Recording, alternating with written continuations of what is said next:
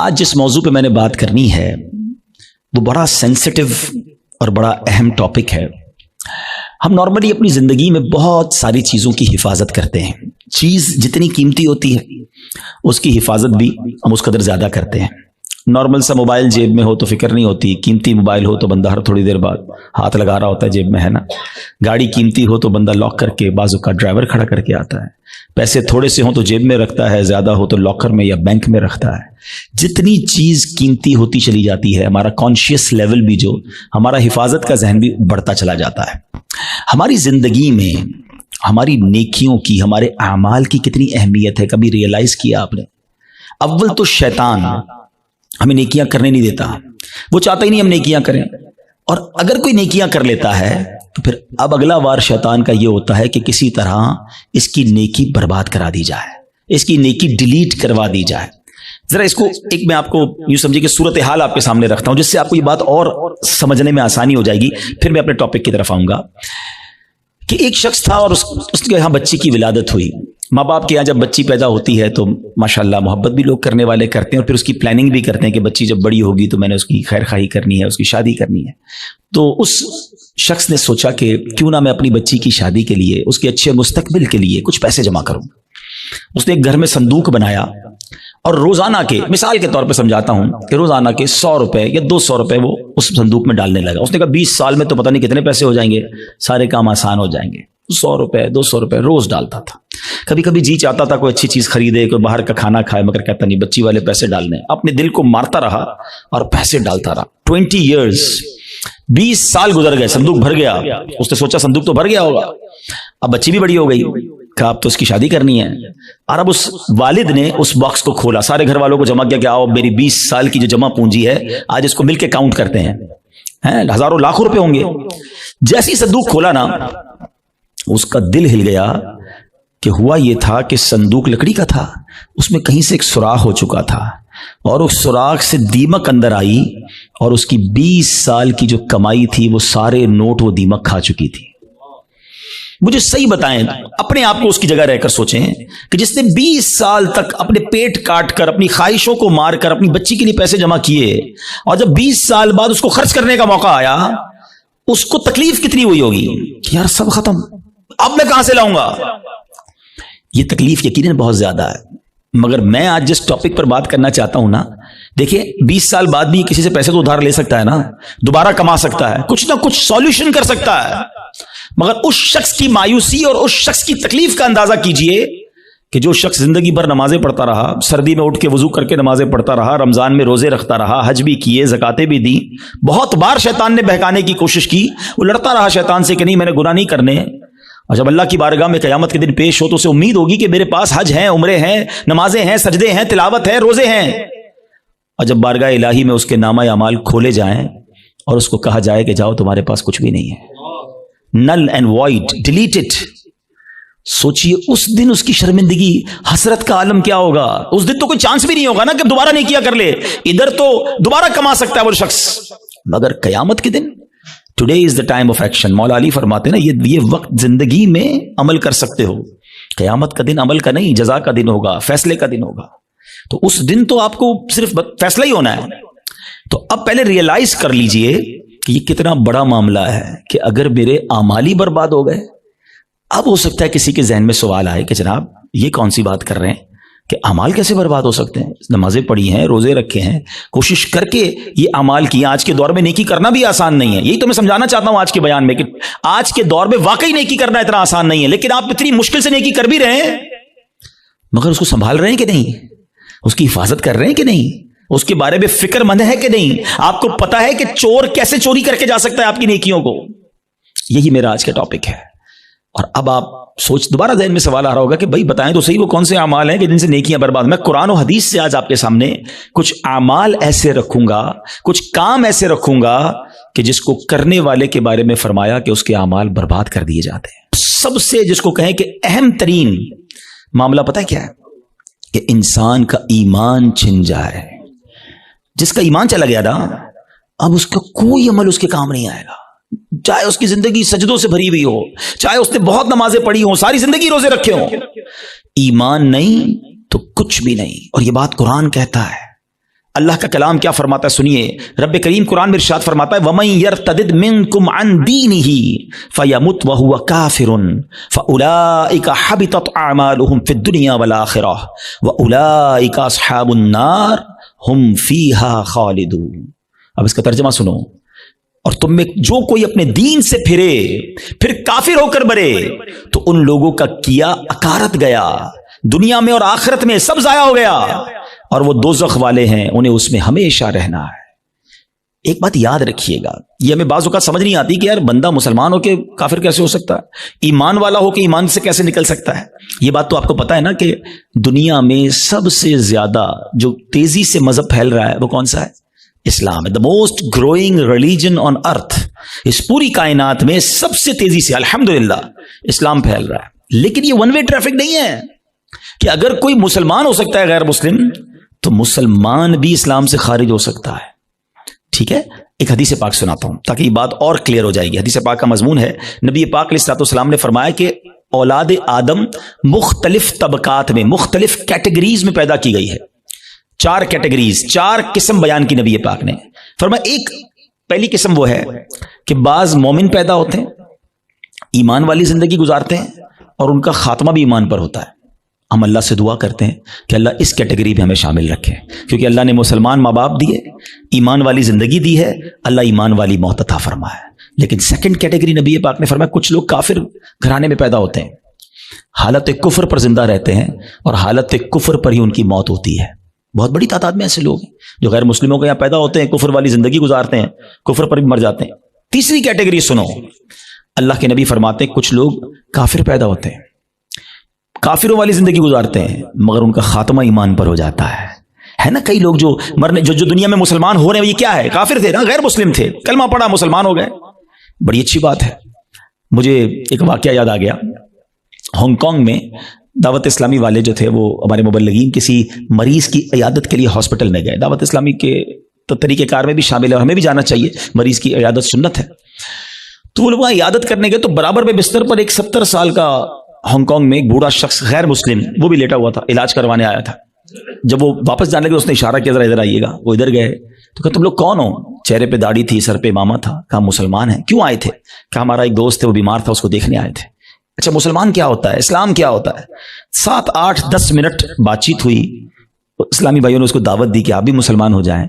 ہسپتال کے بستر پر وہ بوڑھا شخص کلمہ پڑھ کر مسلمان ہو گیا.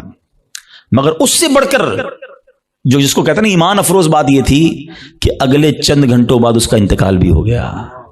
یعنی اس کے مقدر میں ایمان تھا تو اسپتال کے بستر پر بھی اس تک ایمان پہنچ گیا. یہ حدیث کا جو تیسرا حصہ ہے نا, سمجھو کہ کچھ لوگ کافر گھرانے میں پیدا ہوتے ہیں یا کافر ہوتے ہیں, پیدا ہی کافر کفر پر ہوتے ہیں, پوری زندگی کفر پر گزرتی ہے, مگر ان کا خاتمہ ایمان پر ہوتا ہے. اب نبی پاک علیہ الصلوۃ والسلام نے فرمایا چوتھی کیٹیگری یہ وہ لوگ ہوتے ہیں جو مسلمان گھرانے میں پیدا ہوتے ہیں, مومن پیدا ہوتے ہیں, اسلام والی زندگی گزارتے ہیں, مگر ان کا خاتمہ کفر پر ہوتا ہے.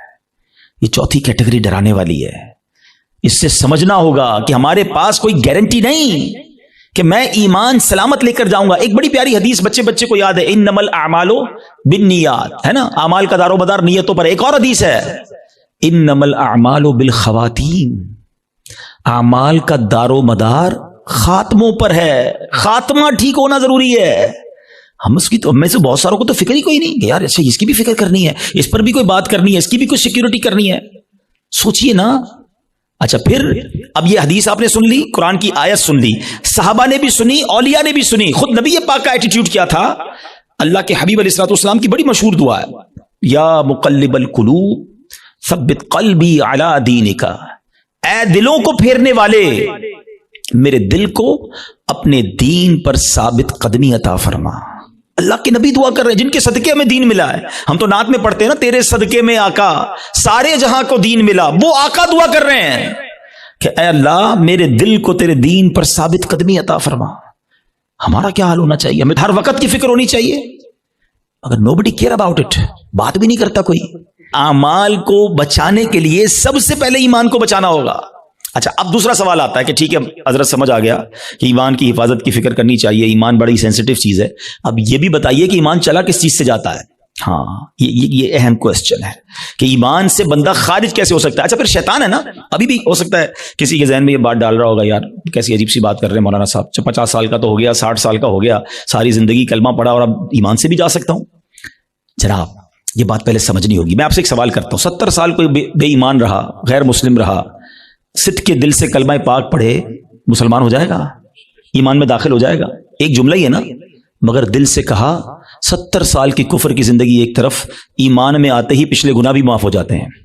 تو کیا کوئی 70 سال مسلمان رہ کر کوئی ایک جملہ ایسا کہہ دے ہیں معاذ اللہ, اللہ کی توہین کا, اللہ کے نبی کی توہین کا, اسلام کی توہین کا, جس کو کفریہ کلمات کہے جاتے ہیں, تو وہ بھی اسلام سے خارج ہو سکتا ہے. تو سب سے پہلے تو زبان کی احتیاط ہے.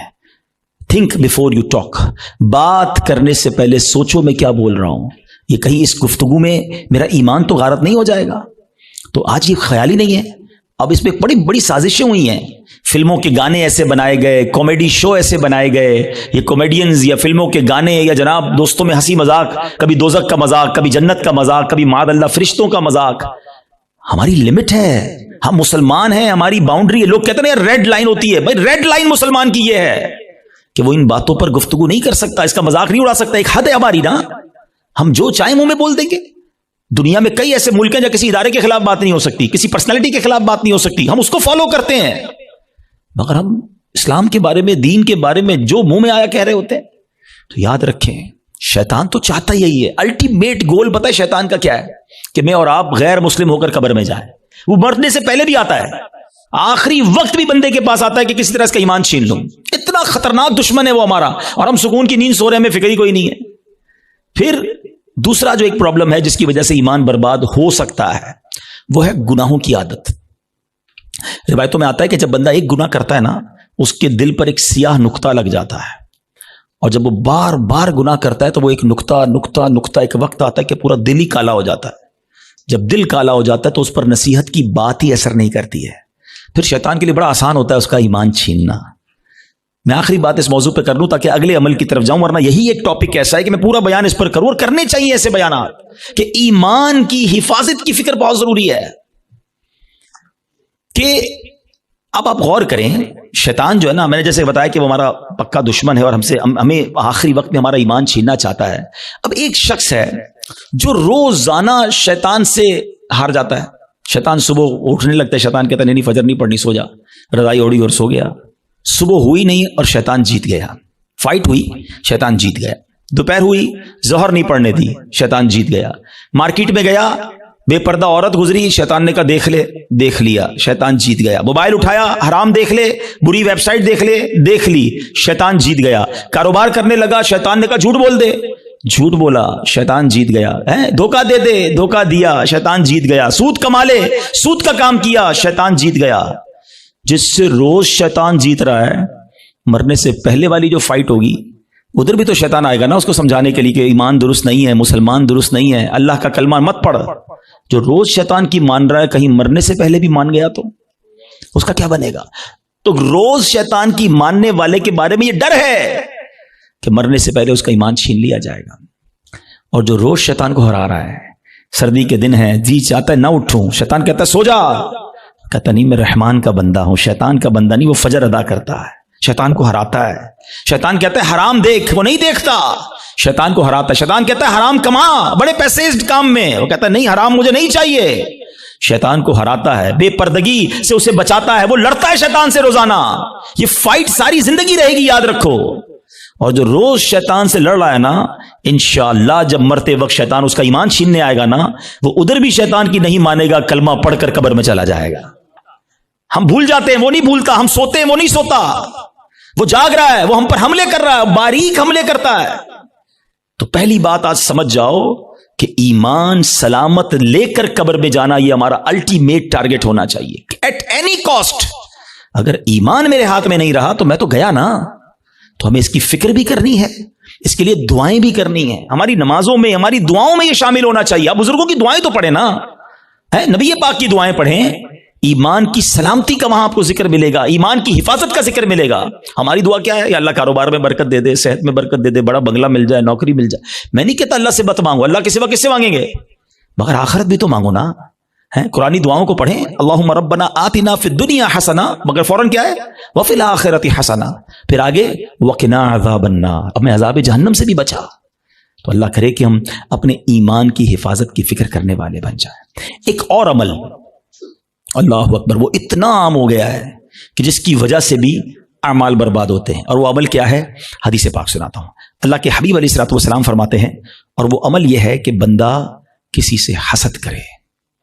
اچھا, حسد نیکیوں کے ساتھ پتہ کیا کرتا ہے؟ نبی پاک فرماتے ہیں ایاکم والحسد فإن الحسد یأکل الحسنات کما تأکل النار الحطب. اللہ کے حبیب فرماتے ہیں حسد سے بچو, وہ نیکیوں کو اس طرح کھا جاتا ہے جیسے آگ خشک لکڑی کو کھا جاتی ہے. اب میں مثال دیتا ہوں, آپ نے لکڑی جلائی اور آگ جلائی اس پر, تھوڑی دیر بعد لکڑی کا کیا حال ہوگا؟ ختم نا, خاک ہو جائے گی. یہ پتہ کیا کرتے ہیں جو حسد کرنے والے ہوتے ہیں؟ سارا دن نمازیں پڑھی, روزے رکھے, صدقے کیے, رات آئی آگ لگائی اور سارے اعمال برباد کر دیے. یہ نیکیوں کو برباد کرنے والا کام ہے. اور حسد اللہ اکبر آج اتنا عام ہو چکا ہے, ہر دوسرے آدمی کو دوسرے سے حسد ہے, بلکہ بھائی کو بھائی سے حسد, بہن کو بہن سے حسد ہو گیا ہے. نبی پاک علیہ الصلوۃ والسلام فرماتے ہیں حسد سے بچو, کیونکہ حسد ایمان کو مونڈ دینے والا کام ہے. ایک اور حدیث پاک میں آتا ہے حسد ایمان کو ایسے برباد کرتا ہے, حدیث پاک کا مضمون ہے جیسے سرکہ ایلوا شہد کو برباد کر دیتا ہے. اب سرکے کو شہد میں ڈالے, شہد کا کیا حال ہوگا؟ فرمایا یہ ایمان برباد کرنے والی بیماری ہے. مگر آج کوئی کسی کو خوشحال دیکھنے کے لیے تیار ہی نہیں ہے. اچھا, بعض اوقات پتہ کیا ہوتا ہے جب اس طرح کے بیان ہوتے ہیں, میں نے کہا نا یہ لڑائی جاری رہے گی, اس بیان کے دوران بھی شیطان ساتھ چل رہا ہوگا. کسی کے ذہن میں سوال کر رہا ہوگا یار مولانا صاحب بات تو ٹھیک کر رہے ہیں مگر میں تو حسد نہیں کرتا. وہ آپ کو یہ سب کلیریفائی کر رہا ہے کہ بات ٹھیک ہے مگر میں تو حسد نہیں کرتا. نہیں, ایسے نہیں شیطان کو حملہ کرنے دیں گے, آج مقابلہ کریں گے انشاءاللہ. ٹھیک ہے, اب میں آپ کو کچھ سمٹمز بتاتا ہوں, کچھ نشانیاں بتاتا ہوں کہ جس کی وجہ سے آپ کو یہ ریئلائز ہوگا کہ میں حسد کرتا ہوں کہ نہیں کرتا. پہلے تو حسد کی تعریف کیا ہے یہ سمجھ لو. حسد کی تعریف یہ ہے, the definition of jealousy, کہ اگر کسی شخص کو کوئی نعمت ملے تو میرا دل یہ چاہے کہ یہ نعمت چھن کر مجھے مل جائے یا کم از کم اس کی برباد ہو جائے. یہ حسد ہے, یہ جہنم میں لے جانے والا کام ہے, حرام.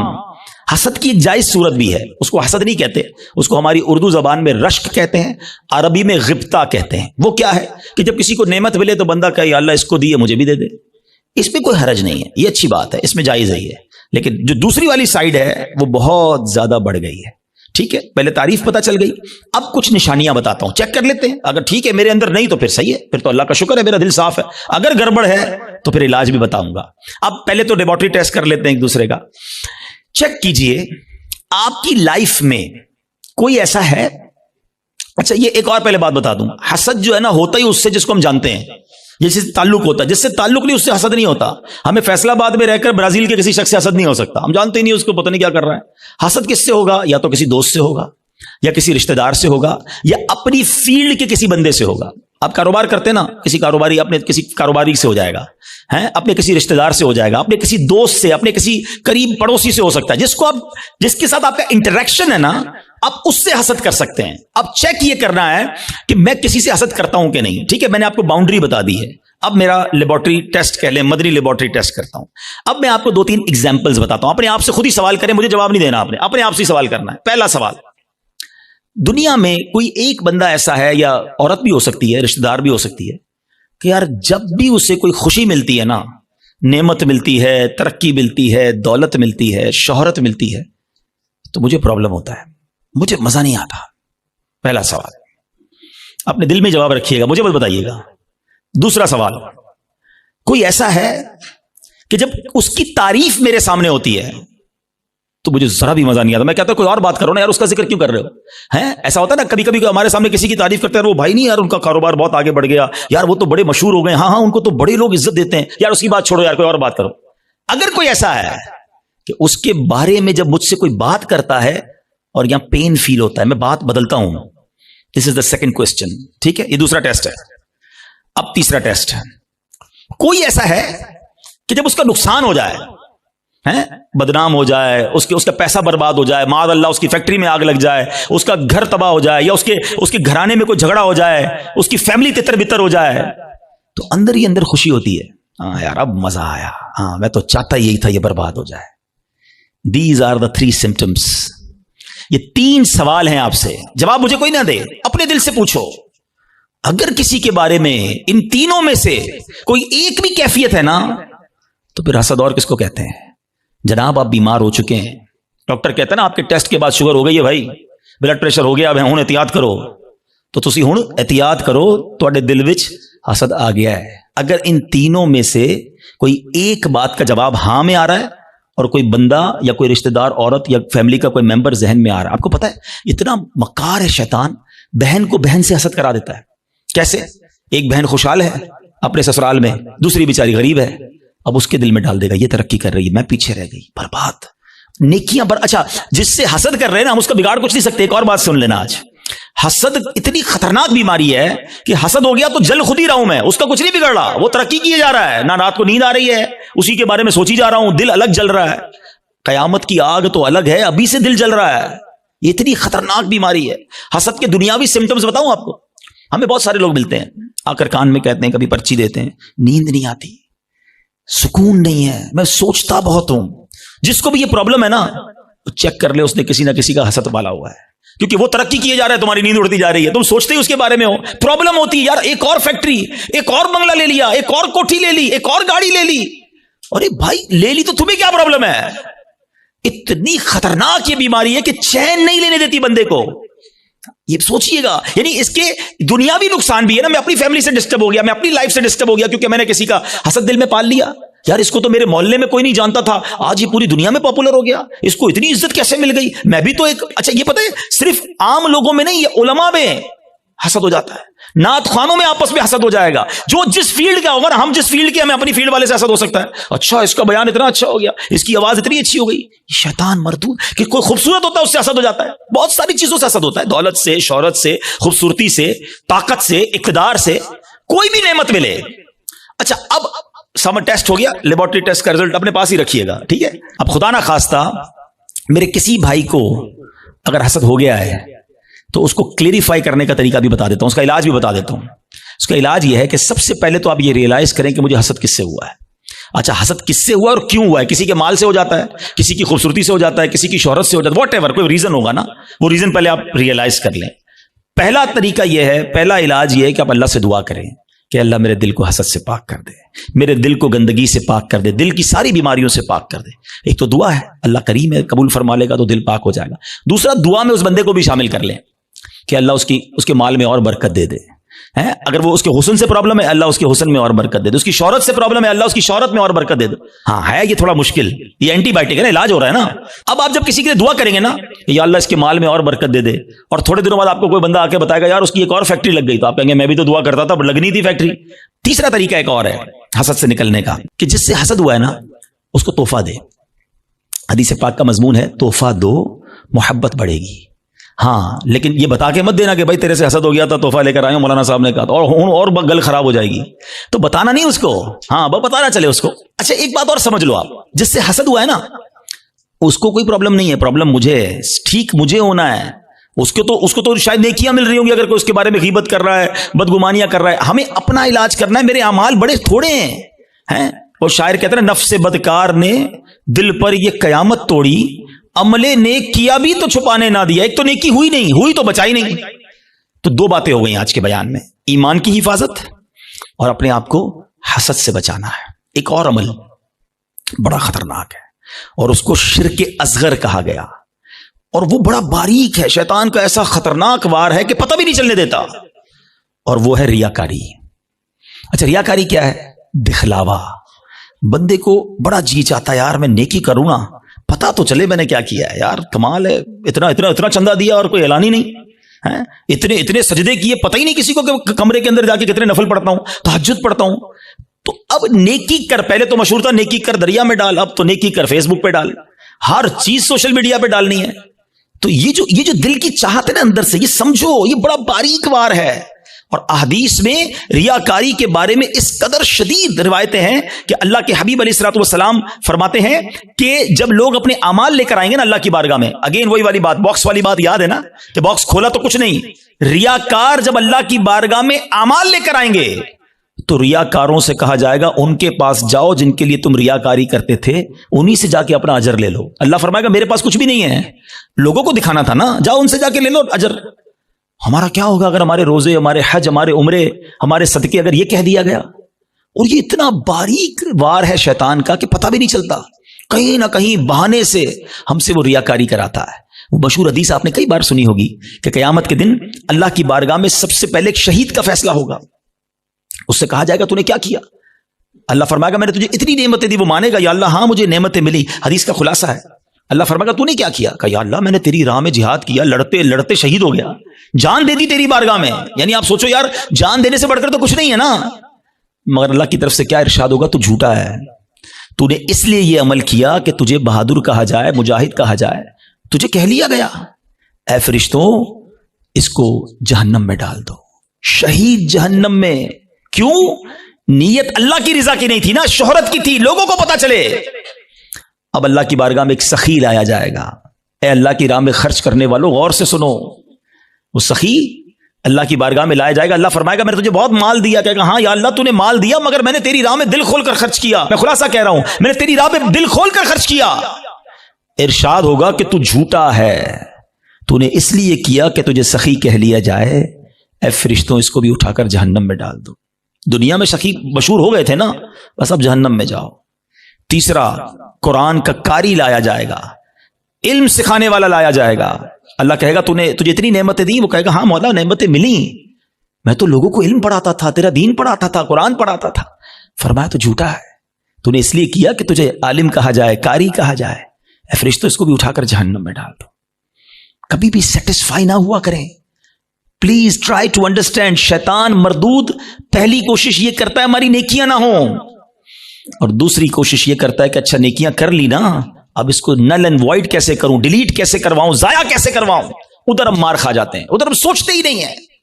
بڑا جی چاہتا ہے لوگوں کو پتا چلے اتنے حج کیے ہیں، اتنے عمرے کیے ہیں۔ ایکچولی ہماری تو روز لوگوں سے ملاقاتیں ہوتی ہیں نا، معذرت کے ساتھ کسی سے ملنے جاتے ہیں نا، سب جگہ نہیں لیکن کچھ جگہ ایسا ہوتا ہے کہ 15 منٹ کے اندر بندہ اپنی 15 سال کی نیکیاں گنواتا ہے کہ میں نے اتنے حج کیے ہیں، الحمدللہ ہر سال عمرے پہ جاتے ہیں، سرکار نے بڑا کرم کیا ہے، تہجد کی نماز کی بڑی پابندی ہے، تو رجب شعبان کے روزے بھی رکھتا ہوں، تو فلاں علاقے میں بھی ہم غریبوں کی مدد کرتے ہیں، تو فلاں بھی۔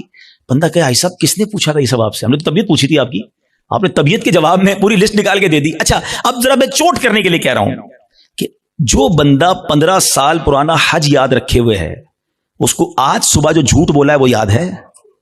تھوڑی دیر پہلے موبائل اٹھا کر حرام دیکھا وہ یاد ہے؟ آدھے گھنٹے پہلے غیبت کی تھی وہ یاد ہے؟ آج دن میں کئی گناہ ہوئے وہ یاد نہیں، اور 20 سال 25 سال پرانی نیکی یاد ہے جو بار بار لوگوں کو بتائی جا رہا ہوں۔ پوچھے یہ کیوں؟ دیکھیں مجھے بتانے سے مجھے تو کوئی نقصان نہیں ہوا، آپ کا کہیں لاس تو نہیں ہو گیا۔ انما الاعمال بالنیات، اللہ کی بارگاہ میں ہماری نیتیں کیا ہیں؟ ہم سوچیں۔ تہجد تو اکیلے میں پڑھتا ہے نا بندہ، لیکن کبھی ہم نے پڑھ لی تہجد، اب پیٹ میں درد ہو رہا ہے، سامنے والے کو کیسے بتاؤں کہ تہجد پڑھی ہے؟ بس یار آج بہت تھکا ہوا ہوں۔ خیریت کیوں تھکے ہیں حاجی صاحب؟ تو الحمدللہ تہجد میں اٹھ جاتا ہوں نا۔ اچھا آپ تہجد بھی پڑھتے ہیں؟ او ہن دل وچ ٹھنڈ پی گئی، اینو پتہ چل گیا اسی تہجد گزار نے، وہ نہیں بلو ٹک آتا ہے واٹس ایپ پہ میسج ریسیو، ہمیں لگتا ہے میری عبادت اس کو ریسیو ہو گئی، اور ساڈے دل وچ ٹھنڈ پی گئی، اور اللہ کے بندے ریسیو بھی ہو گئی، ادھر سے ڈیلیٹ بھی ہو گئی۔ کیوں بتانا ہے؟ میں جانوں میرا رب جانے ہیں۔ یہ سمجھو بات کو، یہ بڑی باریک شیطان کا وار ہے۔ مسجد میں چندہ دیں، امام صاحب کو اسپیشل پرچی جاتی ہے، ذرا حاجی صاحب کے لیے اعلان کریں، ذرا کولر لگایا حاجی صاحب نے، مسجد کے پنکھے فلاں حاجی صاحب نے لگائے، قالین فلاں حاجی صاحب نے۔ کیوں؟ آپ قالین لگا دیں، رب ثواب دینے والا ہے۔ میں ہر کسی اچھا اب اگین میں دیکھیں ہر اپنے ٹاپک میں شیطان کا ایک وار بھی انکلوڈ کر رہا ہوں۔ ابھی شیطان پتہ ہے کیا وار کر رہا ہوگا؟ ہائے ہائے اتنا مردود ہے نا، یہ اس بیان میں بھی ہمیں کوئی اور بندہ یاد دلا رہا ہوگا، یہ عبدالحبیب بھائی صحیح کہہ رہے ہیں، یہ فلاں آدمی ہے نا مسجد میں اعلان کرواتا ہے، وہ فلاں آدمی ہے نا نیکیاں بڑی بتاتا ہے، وہ ہمیں کوئی اور یاد دلا رہا ہوگا، ہمیں اپنے بارے میں فیصلہ نہیں کرنے دے گا۔ ہمارے پاس کوئی پیرامیٹر نہیں ہے کہ ہم کسی کو ریاکار کہہ سکیں، کیونکہ اگر نیکی کوئی اعلانیہ اس لیے کر رہا ہے کہ لوگوں کو ترغیب ملے تو اس کو ثواب ہے۔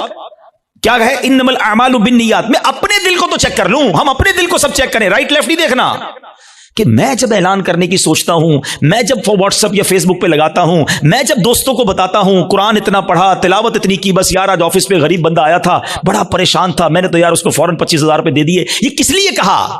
اگر اچھی نیت ہے تو ٹھیک ہے، ورنہ ہم جانتے ہیں کہ سامنے والا کا اچھا ماشاءاللہ یار اللہ آپ کو سلامت رکھے۔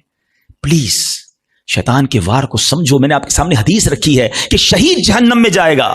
وہ شہید جو جہاد کر رہا ہے مگر دکھاوے کے لیے کر رہا ہے. وہ سخی جہنم میں جائے گا جو کروڑوں لاکھوں روپے خرچ کر رہا ہے مگر دکھاوے کے ساتھ کر رہا ہے اللہ کے لیے.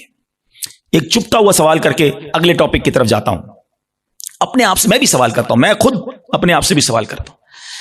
میرے اور آپ کے پاس ایسی کتنی نیکیاں ہیں جو فقط میں جانوں اور میرا رب جانے. کبھی اکیلے میں سوال کرنا اپنے آپ سے کہ کسی کو نہیں پتا, دنیا میں کسی کو نہیں پتا, بس میں جانوں میرا رب جانے. ثواب تو اس سے لینا ہے نا, جنت میں تو اسی نے مجھے داخل کرنا ہے اپنے کرم سے. میں کیوں دنیا والوں کو بتاؤں. اچھا, پھر اخلاص, ریاکاری کے اگینسٹ کیا ہے اخلاص. اخلاص کی تعریف پتہ ہے کیا ہے؟ آئے ہائے ہائے, علماء بھی کمال کرتے ہیں, ایک جملے میں گلی مکا دیتے ہیں.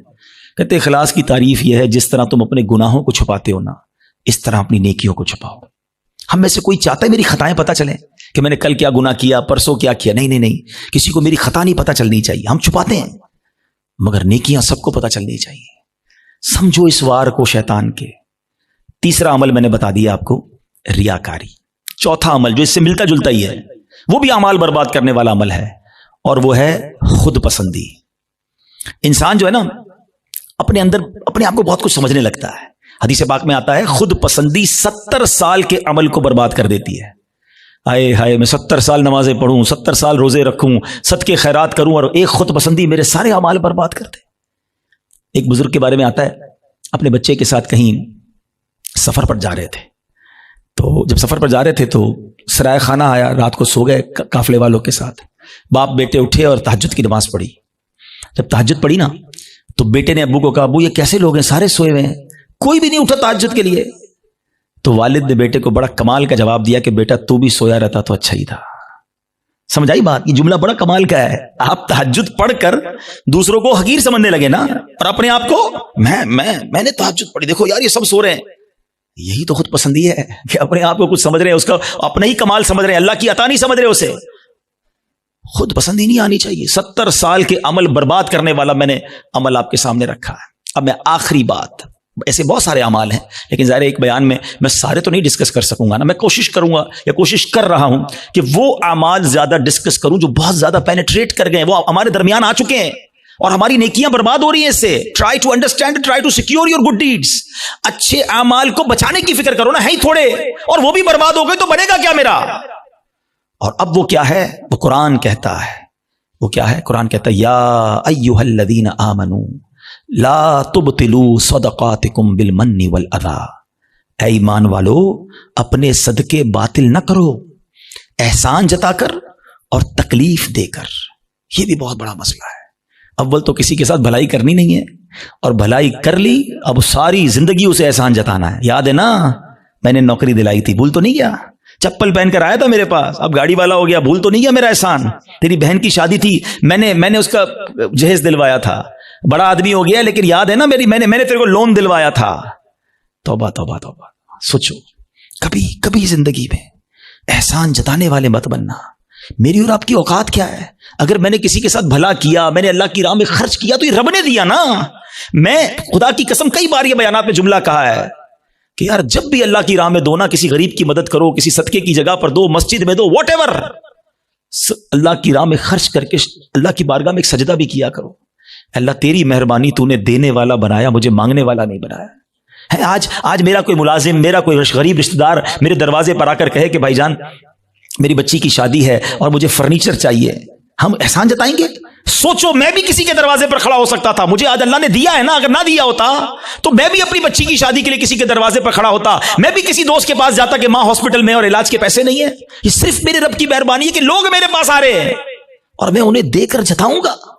نہ کرو ایسا. اللہ کے لیے مدد کیا کرو, اللہ کا شکر بھی ادا کیا کرو. یہ سارا صدقہ ضائع ہو جائے گا. آپ مسجد میں دے کر, مدرسے میں دے کر, دینی کاموں میں دے کر رسید بھی لے لیں, مگر رسید تو رہ جائے گی, ثواب چلا گیا اگر آپ کی نیت دکھاوے کی ہے, آپ کی نیت اللہ کی رضا کی نہیں ہے. یہ صدقے باطل ہو جائیں گے. قرآن کہتا ہے نا.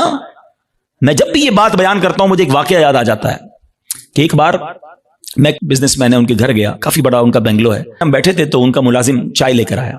جیسی ملازم آیا نا چائے لے کر, تو اس شخص نے پتہ ہے کیا کیا؟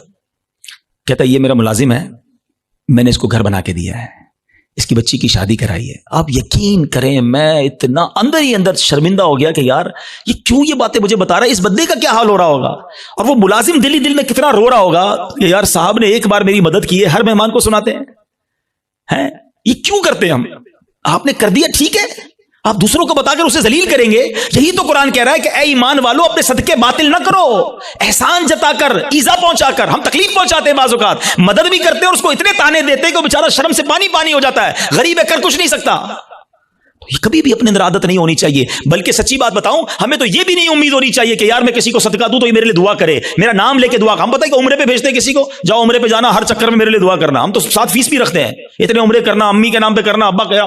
یار آپ کچھ بھی نہ بولو اس کو, وہ جا رہا ہے قدم قدم پر ثواب آپ کو مل رہا ہے. آپ کو بولنے کی ضرورت کیا, میرا رب سب جانتا ہے نا, اللہ جانتا ہے کہ نیت کدھر کی ہے. حضرت عائشہ صدیقہ رضی اللہ تعالیٰ عنہ, حضرت ام سلمہ رضی اللہ تعالیٰ عنہ, امہات المومنین ہے نا, کیا شاندار انداز ہوتا تھا. آپ اپنے غلام کو پیسے دیتی, فرماتی جاؤ کسی غریب کو دے آؤ, اور دیکھو غریب سے ہمارے لیے دعا نہ کرانا, اور اگر وہ ہمارے لیے کوئی دعا کر دینا تو وہ دعا نوٹ کر کے آنا. اب مثال کے طور پہ وہ غریب کو جا کے پیسے دیتے, غریب دعا کرتا کہ یا اللہ ان کی خیر ہو, رزق میں برکت ہو, وہ دعائیں لکھ کر لاتے. اور حضرت ام سلمہ اور بی بی عائشہ ہاتھ اٹھا کر اس فقیر کے لیے وہی دعائیں کیا کرتی جو انہوں نے ان کے لیے کی تھی, اور فرماتی دعا کا بدلہ دعا ہو جائے, اجر اللہ سے لینا ہے. سبحان اللہ, کیا انداز ہے. صدقہ کریں, اللہ کی راہ میں خرچ کرو, مگر ایسے کرو کہ دائیں ہاتھ سے خرچ کرو, بائیں ہاتھ کو پتہ نہ چلے. وہی سوال اگین, ایسے کتنے اعمال ہیں میرے اور آپ کے پاس کہ میں جانوں اور میرا رب جانے. ہاں یقیناً کچھ نیکیاں ایسی ہوتی ہیں جو کھل کے کرنی چاہیے اور اس نیت سے کرنی چاہیے کہ لوگ کریں, لیکن دل کی کیفیت اپنے آپ سے پوچھ لیں. تو بہرحال میرے پیارے اسلامی بھائیو, آج کے اس مختصر سے بیان میں جو میں نے ٹاپک چوز کیا تھا کہ ہم اپنے اعمال کی حفاظت کی فکر کریں, ہم اپنے پیسوں کی, اپنی فیکٹری کی, اپنے گھر کی, اپنی گاڑیوں کی, سب کی حفاظت کی فکر کرتے ہیں کیونکہ وہ قیمتی ہیں. خدا کی قسم سب سے زیادہ قیمتی میرا ایمان ہے. ایمان نہیں تو کچھ نہیں, اور سیکنڈ پھر میرے اعمال ہیں, نیکیاں نہیں ہیں. قیامت کے دن اگر کہہ دیا گیا کہ تمہاری کوئی عبادت قبول نہیں تو پھر ہم کدھر جائیں گے؟ ہمارے بزرگان دین اتنے سینسٹیو تھے اس معاملے میں. ایک بزرگ کے بارے میں آتا ہے, وہ کپڑے سیتے تھے, بہت اچھے کپڑے سیتے تھے. تو وہ مارکیٹ میں جاتے تھے اور جو کپڑے بناتے تھے وہ سیل کرتے تھے. تو وہ ایک بار گئے ایک جگہ پر اور ایک کپڑے کے بڑے ایکسپرٹ تاجر کو انہوں نے اپنا پیس دیا, کڑائی وڑائی کر کے لے گئے تھے. تو اس نے جیسے ہی کپڑا ہاتھ میں لیا نا تو اس نے اس کے عیب نکالنا شروع کیے, اسٹچنگ ٹھیک نہیں ہے, کلر کمبینیشن ٹھیک نہیں ہے, فلاں چیز غلط ہے. تو وہ بزرگ رونے لگے. تو وہ تاجر کہتا ہے اب روئے نا, میں لے لیتا ہوں, پرچیز کر لیتا ہوں, اب رو کیوں رہے ہیں؟ کہتے ہیں میں اس لیے نہیں رو رہا تمہیں میرے کپڑا میں عیب نکالیں. میں یہ سوچ رہا ہوں کہ میں نے یہ کپڑا اپنے ہوش کے مطابق, اپنی خیال کے مطابق بالکل صحیح سیا تھا, مگر جب یہ کپڑا کسی ایکسپرٹ کے ہاتھ میں آیا تو اس کو میرے عیب پتہ چل گئے. میں نے اپنی سوچ سے نمازیں ٹھیک پڑھی ہیں, اپنے حساب سے صدقے ٹھیک کیے ہیں, میں نے عمرے اور حج ٹھیک کیے ہیں, لیکن قیامت کے دن جب یہ اعمال اللہ کی بارگاہ میں پیش ہوں گے اور ادھر سے کہہ دیا گیا تیرے سجدوں میں اخلاص نہیں ہے, تیرے صدقوں میں اخلاص نہیں ہے, تیری عبادت میں ذوق نہیں ہے, تیری نیتیں اچھی نہیں ہوں گی, تو میرا کیا بنے گا؟ اس طرح وہ سوچتے تھے.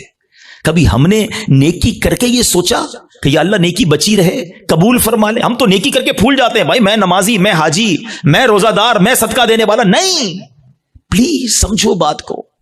ہم نے کئی ایسے واقعات پڑھے ہیں کہ جو بڑے بڑے نامور اس زمانے کے جناب مستجاب الدعوات ہوا کرتے تھے. جب شیطان غالب آیا, نفس غالب آیا, لالچ غالب آئی تو ایمان بھی ہاتھ سے چلا گیا. بلم بن باعورہ کا واقعہ کس کو نہیں پتا؟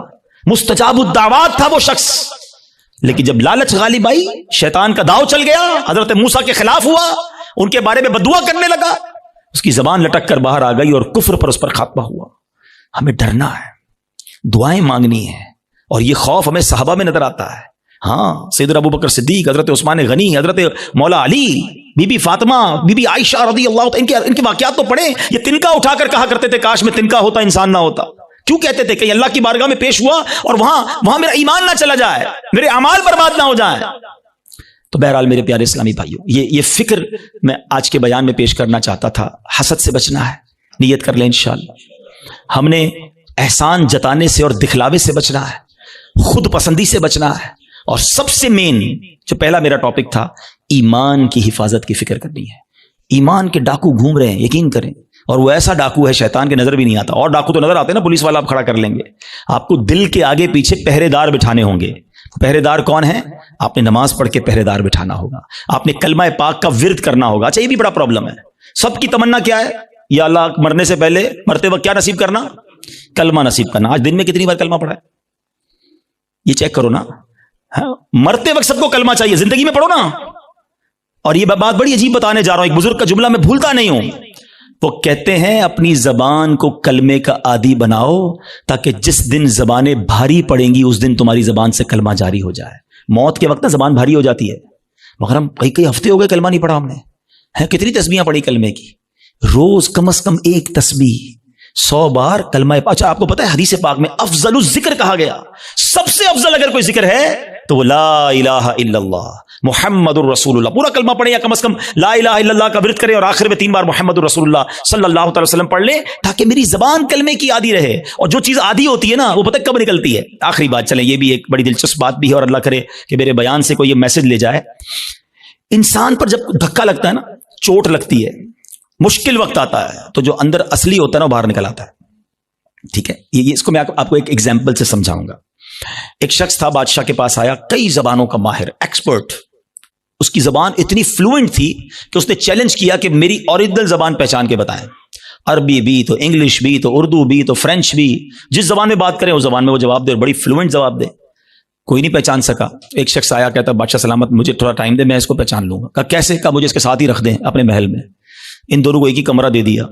صبح ہوئی تو بندہ کمرے سے باہر نکلا، جب سیڑھیوں پہ آیا تو پیچھے سے اس نے اسے دھکا دے دیا، لڑکھڑاتا ہوا نیچے گرا اور اب اس کو برا بھلا کہنا شروع کر دیا، گالیاں نکالنا شروع کر دی. کہا بادشاہ سلامت جس زبان میں گالیاں دے رہے ہیں یہ اس کی اصل زبان ہے. جب بندے کو جھٹکا لگتا ہے نا تو اس کا اصل باہر آتا ہے. اس کو اور آسان سمجھا دیتا ہوں. کوئی سالن لے کر، پیالہ لے کر ہمارے قریب سے گزرے، اس کو ٹھوکر لگے گی تو برتن سے کیا نکلے گا؟ سالن گرے گا نا. اور اگر کوئی پانی کا پیالہ لے کے جا رہا ہے، اس کو ٹھوکر لگیں گے تو کیا گرے گا؟ تو جو ٹھوکر لگتی ہے نا، جو اندر ہوتا ہے نا وہی باہر نکلتا ہے. اب مثال دیتا ہوں، آپ موٹر سائیکل پہ جا رہے ہیں، گاڑی پہ جا رہے ہیں، اچانک بریک لگا، ایکسیڈنٹ ہونے سے بچے آپ. کیا نکلا زبان سے؟ کچھ لوگوں کی زبان سے اس وقت گالی نکلتی ہے اور کچھ لوگوں کی زبان سے ماشاءاللہ اس وقت یا رسول اللہ نکلتا ہے، لا الہ الا اللہ نکلتا ہے، یا غوث اعظم نکلتا ہے. کیوں؟ اندر اچھا بھرا ہوا ہے. جب جھٹکا لگانا تو اندر والا باہر آ گیا. اور ہم نے دیکھا ہے اس وقت کئی ایسے لوگ ہوتے ہیں جن کی زبان سے اس وقت بھی گالی نکلتی ہے، بری بات نکلتی ہے، ارے تیری تو. کیوں؟ اندر گندا بھرا ہوا ہے. اپنے برتن کو صاف رکھنا، موت کے وقت ایک جھٹکا لگنا ہے. اور جب جھٹکا لگے نا تو میری زبان کلمہ پڑھ لے، میری زبان میرے آقا کا نام لے لے، میری زبان درود پاک پڑھ لے. اندر اچھا ہونا چاہیے. بری محفلیں چھوڑ دو، برے دوست چھوڑ دو، ورنہ یہ گندگی بھر جائے گی دل میں. اور روزانہ کم از کم 100 بار نیت کرو کہ کلمہ پاک پڑھیں گے انشاءاللہ.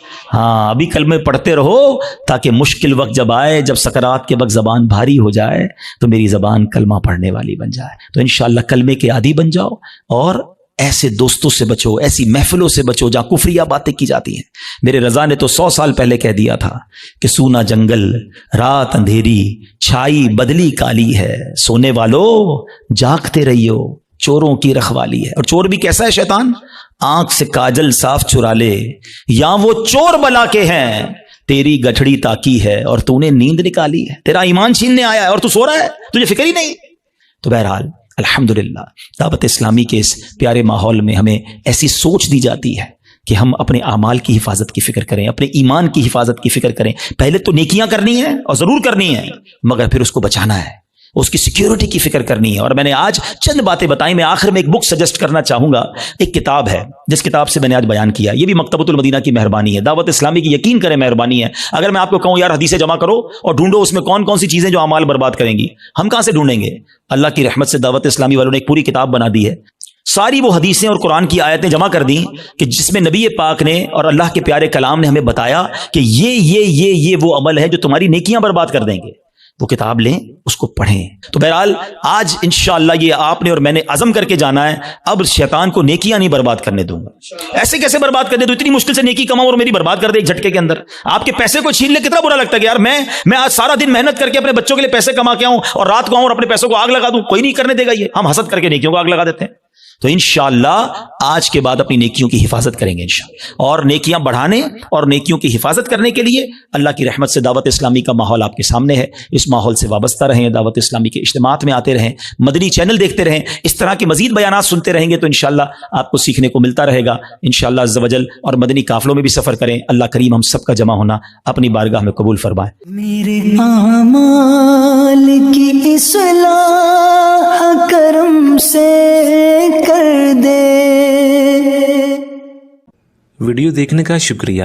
اگر آپ چینل پر نئے ہیں تو سبسکرائب کر لیں اور ساتھ ہی ساتھ بیل آئیکن پر بھی کلک کر دیں تاکہ یوٹیوب ہماری ہر ویڈیو کا نوٹیفیکیشن سب سے پہلے آپ کو بھیج دے۔ جزاک اللہ۔